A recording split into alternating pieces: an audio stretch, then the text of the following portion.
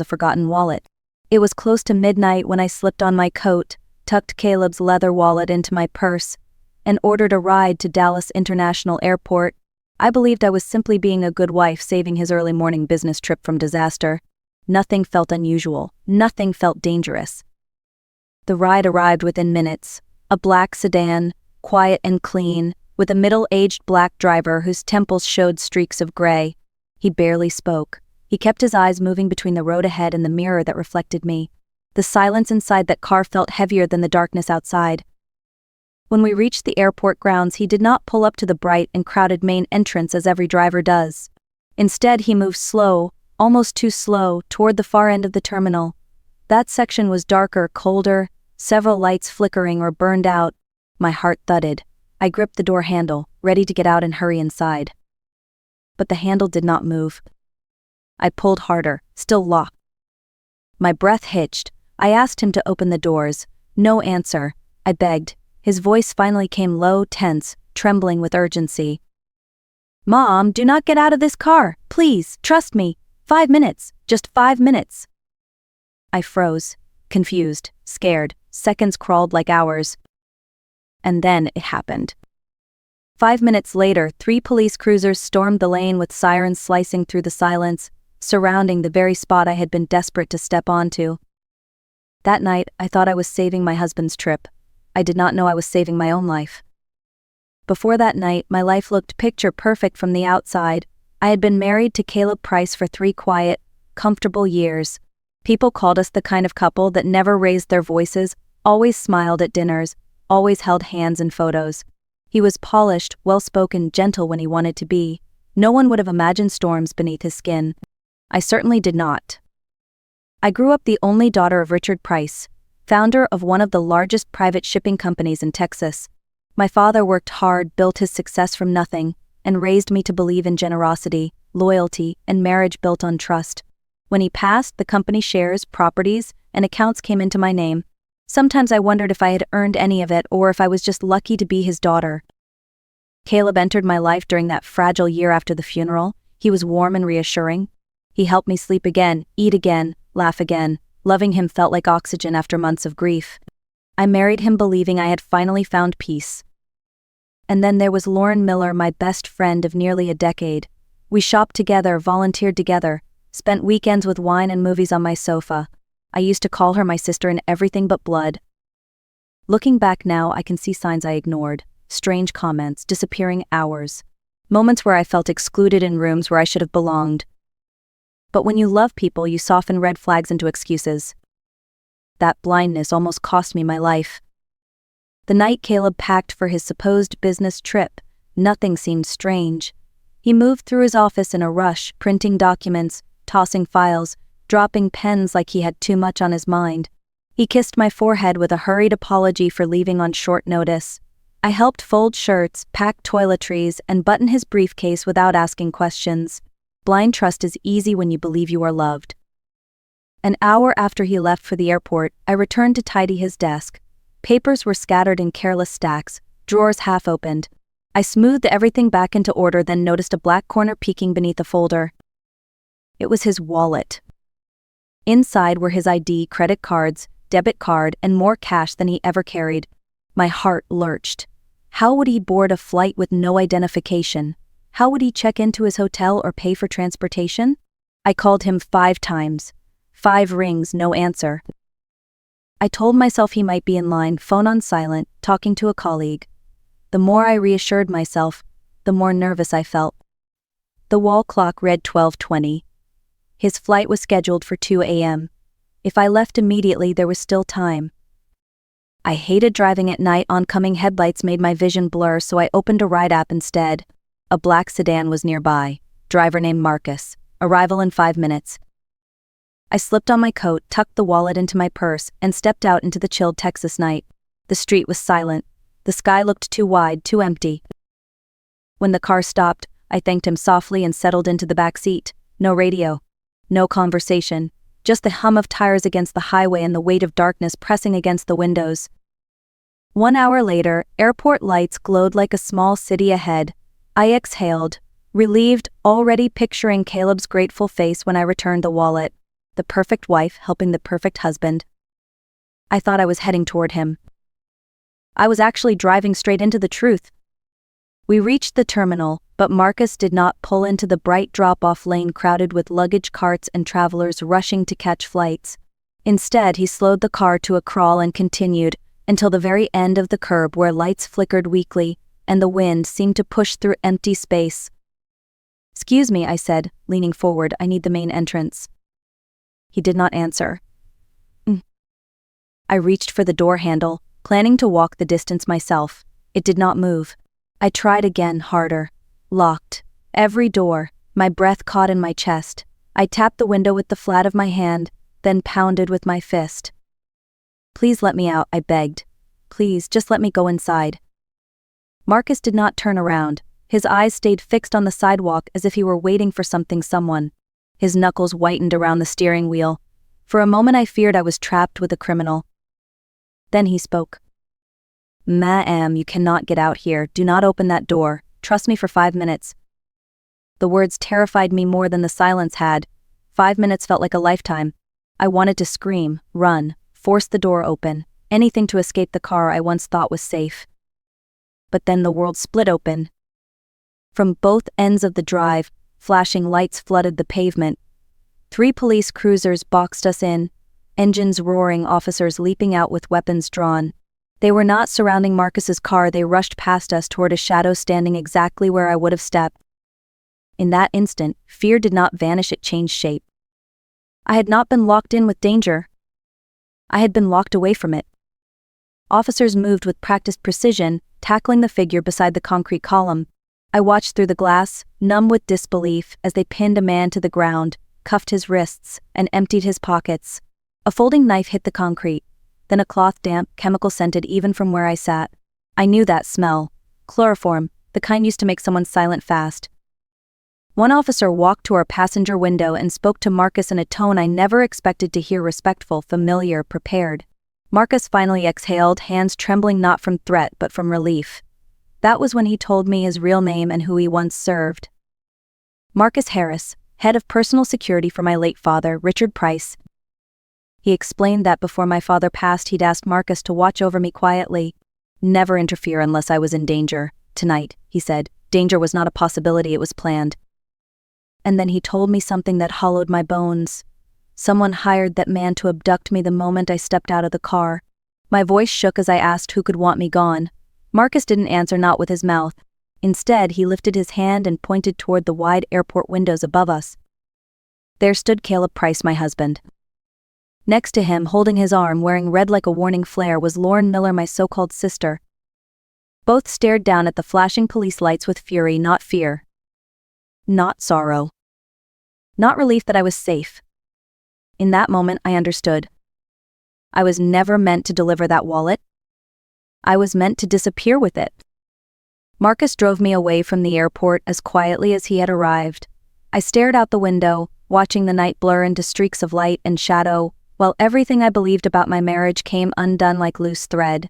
Caleb's face in the glass building was burned behind my eyes, Lauren's hand on his arm. 2 suitcases waiting, not for business but escape. Marcus told me to open the wallet again. My fingers shook as I slid everything out: a second time ID, debit card, credit card, cash. All untouched. 2 untouched. Beneath the bills was a folded paper, crisp like it had been prepared for someone else to find. One-way plane tickets. 2 seats. Caleb Price and Lauren Miller. My pulse hammered in my throat. Marcus urged me to check deeper, beneath the card slots. Hidden in a narrow pocket was another document, dense, official, heavy with intent. A recent life insurance policy under my name, a number large enough to buy freedom, luxury, a new start. Beneficiary Caleb. Another slip of paper came next, more dangerous than the first: power of attorney transferring ownership of our home and a downtown commercial property into Caleb's name. My signature was at the bottom, except it wasn't mine. Someone had forged my future with ink. Cold washed through me. Love did not break in a single moment, it shattered piece by piece, and I could feel each one cutting through the woman I used to be. Marcus's voice was steady, grounding. He doesn't know you know. That ignorance is your advantage. I closed the wallet slowly, the truth sitting heavy in my hands. The perfect life I thought I had was never mine. But my voice still was. When I stepped back into my house that night, nothing looked different, but I was. The woman who left to save her husband's trip was gone. The woman walking in now was steady, silent, and sharp in a way I never knew I could be. Marcus gave me a small device before I exited the car, no larger than a shirt button. A hidden microphone. He told me to place it somewhere Caleb wouldn't think to check, somewhere close to him every day. If Caleb spoke to anyone, planned anything, even whispered another lie, we would hear it. Inside, I washed my face, fixed my hair, and practiced a soft, sleepy smile in the mirror. When Caleb returned hours later, breathless and trying too hard to look surprised, I played calm. I pretended I'd been home all along. I pretended nothing in my world was broken. He swore he turned around because he lost his wallet. He blamed traffic, an accident, anything except the truth. When I pointed to the sofa cushion where I had placed the wallet earlier, his shoulders dropped with relief he did not deserve. He embraced me, and that was when I smelled it. Perfume that wasn't mine. Lauren's. My lips smiled, but my heart didn't move. I told him to shower, to rest, to unwind. While water steamed behind the bathroom door, I moved to his leather briefcase. The one he never left home without, not even for an hour. I slipped the microphone into a tiny inner pocket and closed it, just as he walked out wrapped in a towel. He thanked me for being patient. He had no idea patience was the blade I was about to use.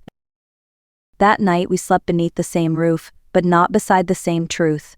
Caleb drifted into deep, peaceful sleep, unaware that the woman inches away was listening for every breath, every move. I lay awake, phone in hand, waiting for morning, waiting for the device in his briefcase to light up like a confession. It happened just before sunrise. A vibration on my screen. Signal active. Microphone live. Caleb was in his car, on speaker, dialing a number I didn't recognize. A second later, a woman's voice answered, low and tense. Lauren. The same woman who used to help me choose dresses, who hugged me like family, who stood next to my husband waiting for me to vanish. Their call wasn't sweet, it was frantic. Caleb cursed the police, cursed the timing, cursed the interference that ruined their plan. His voice cracked when he admitted he owed more than $200,000 in gambling debt. If he didn't pay soon, men would show up at his office, his home, his life. Everything I thought he built with hard work was slipping through his hands like sand. Lauren pushed him, hard. She reminded him of the warehouse, an old storage building once owned by my father. Rumor said a safe there held gold and deeds, but only I knew the combination. Caleb agreed he needed it. Needed me. Needed my signature more than he ever needed my presence. He promised he would soften me. Buy gifts, speak gently, win me over like he once did. He didn't know softness was the last thing left in me. The next morning I did not cry, confront, or crumble. I brewed coffee. I made breakfast. I waited. Caleb came home early, flowers in one hand and a small pharmacy bag in the other. His voice was gentle, too gentle, the kind someone uses when they are trying to guide a sheep toward a gate it will never return through. He told me he worried about me. Told me I looked pale. Told me he bought something to help restore my energy. Imported vitamins, he said, strong, expensive, perfect for my health. The seal on the bottle was uneven, lifted at the edge, glued down again like someone had opened it and hoped I wouldn't notice. I twisted off the cap later when he wasn't watching. One capsule slid into my palm, white powder leaking from a hairline crack across the side. It did not smell like vitamins. It smelled like chemicals and endings. At dinner, he slid the bottle closer to my plate. His gaze never left my hand. Just take one, Naomi. Start today. I excused myself, walked to the kitchen, let one capsule fall down the drain, and replaced it with a mint the same size and shape. I returned to the table, swallowed it slowly, let him watch. He smiled. Believed progress had begun. The next 3 days I emptied more capsules, flushed them, left the bottle looking lighter each night. I jogged in the mornings, cooked meals, laughed softly when he walked into the room. And every time he looked at me, healthy and bright, confusion carved itself deeper into his face. He thought poison was killing me. But it was killing his plan instead. On the 4th morning, I made a decision. If Caleb's weapon was subtlety, then mine would be precision. I called him at work with a light voice he did not deserve. I told him I wanted to celebrate the fact that we had moved past the stress of the missing wallet. I suggested dinner at home that night. Just us. Candlelight, good food, fresh breath between old wounds. Then I added one more line, one designed to test the nerves of both traitors. I told him I missed Lauren and asked if he thought inviting her would be nice. There was a long silence on the other end. I could hear his mind racing, weighing risk against reward, lies against opportunity. He finally agreed with a smile I could hear through the phone. That evening, I set the dining table like preparing a stage. White porcelain, silver cutlery, burgundy napkins folded like quiet warnings. I cooked tenderloin, roasted vegetables, poured wine that tasted like resolve. I dressed simply, modestly, nothing loud or flashy. Lauren arrived in red.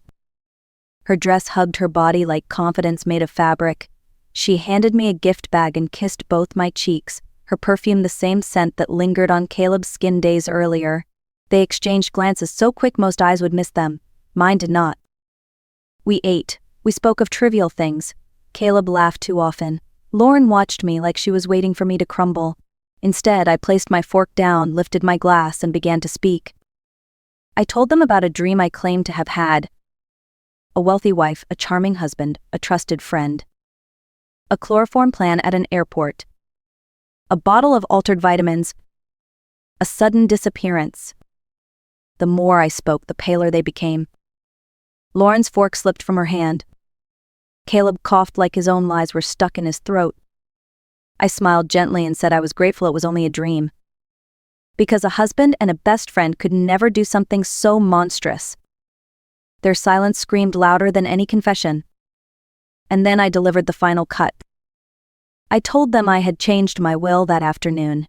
Every asset, house, stocks, land, accounts would go directly to children's charities if I died under suspicious circumstances. Neither of them would receive a single cent. Their eyes shattered.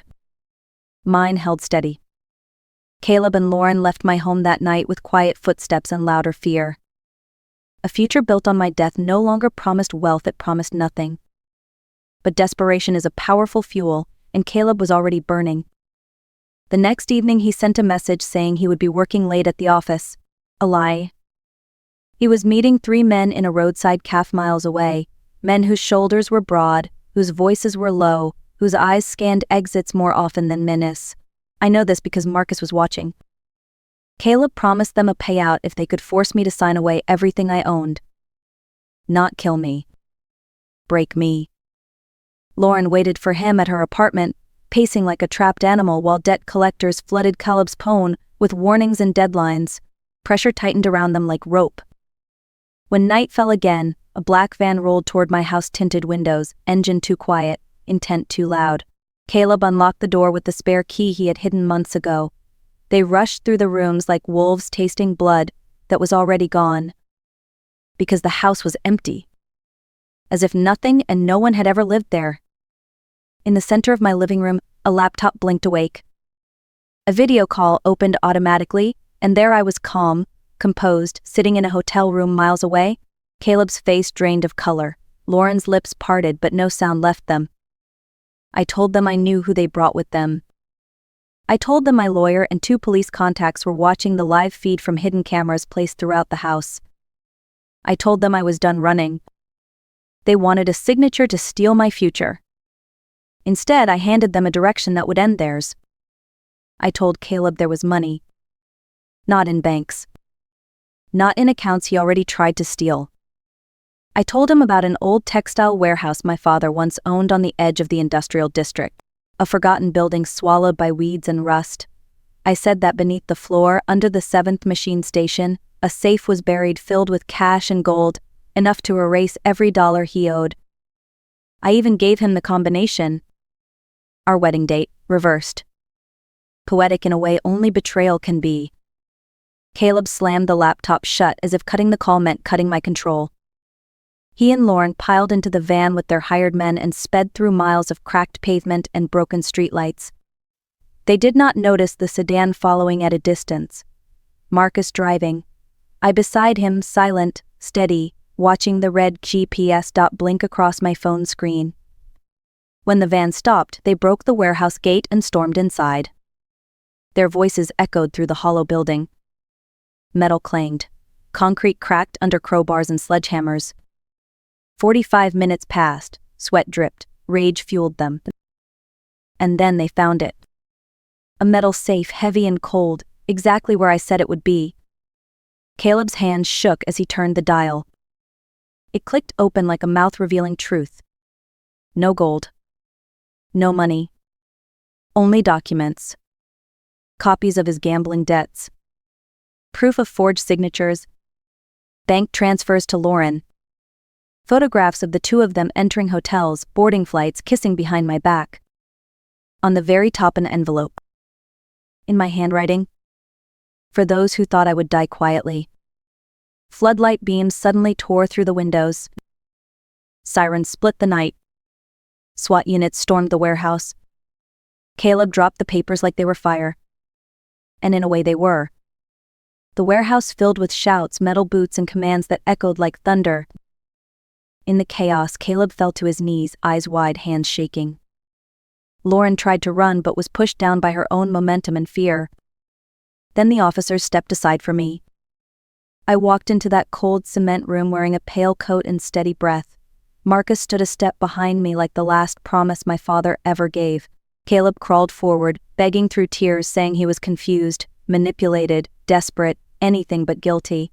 Lauren screamed that she never meant to hurt me, that love twisted her judgment. But I remembered the airport window. The red dress. The suitcases.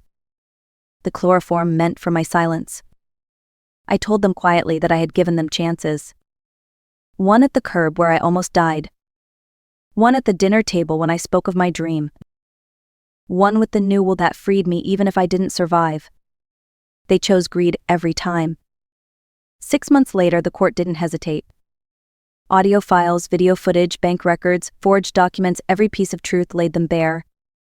Caleb received a long sentence for attempted murder, fraud, and forgery. Lauren faced her own years behind concrete walls. And I rebuilt.